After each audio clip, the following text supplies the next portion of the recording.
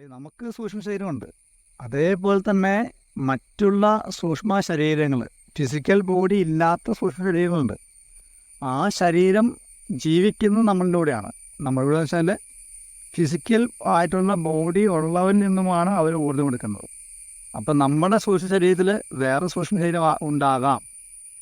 അങ്ങനെ ഉണ്ടാകുന്നതിനെയാണ് പല ആളുകളും മാന്ത്രികന്മാർ പറയുന്നത് അവനിൽ എൻറ്റിറ്റി ഉണ്ട്, അല്ലെങ്കിൽ ഭൂതമുണ്ട്, പ്രേതമുണ്ടെന്ന് പറയുന്നതിന് കാരണം. അല്ല, ഇതിപ്പോ ഞാൻ വിചാരിച്ചു കഴിഞ്ഞാൽ എനിക്കത് കാണാൻ പറ്റുമോ? തീർച്ചയായിട്ടും കാണാൻ സാധിക്കും. അതിന് കുറച്ച് വ്യായാമങ്ങളുണ്ട്.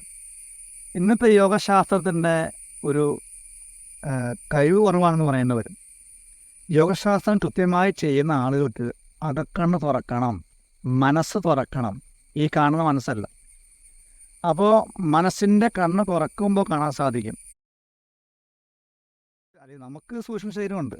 അതേപോലെ തന്നെ മറ്റുള്ള സൂക്ഷ്മ ശരീരങ്ങൾ, ഫിസിക്കൽ ബോഡി ഇല്ലാത്ത സൂക്ഷ്മ ശരീരങ്ങളുണ്ട്. ആ ശരീരം ജീവിക്കുന്നത് നമ്മളിലൂടെയാണ്. നമ്മളിലൂടെ വെച്ചാൽ ഫിസിക്കൽ ആയിട്ടുള്ള ബോഡി ഉള്ളവരിൽ നിന്നുമാണ് അവർ ഊർജ്ജം എടുക്കുന്നത്.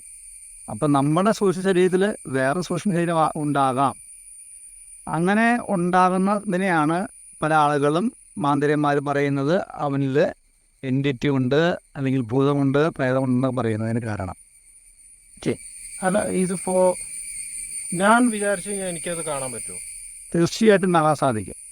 അതിന് കുറച്ച് വ്യായാമങ്ങളുണ്ട്.